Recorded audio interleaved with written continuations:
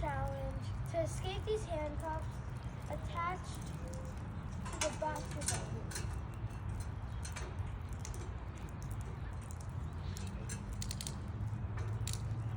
As you can see, they're really handcuffing us.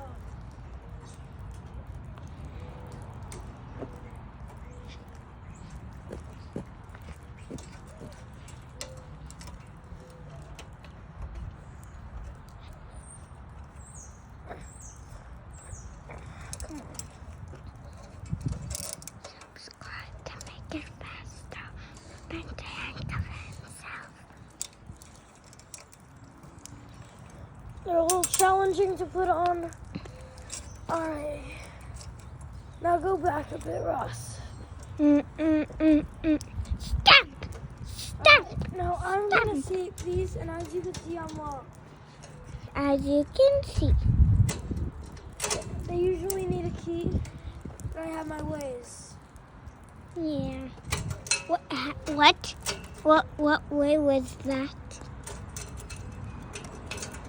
And as you can see, I could escape these handcuffs pretty easily. Don't forget to like and subscribe to the Magical Family of 5. Goodbye.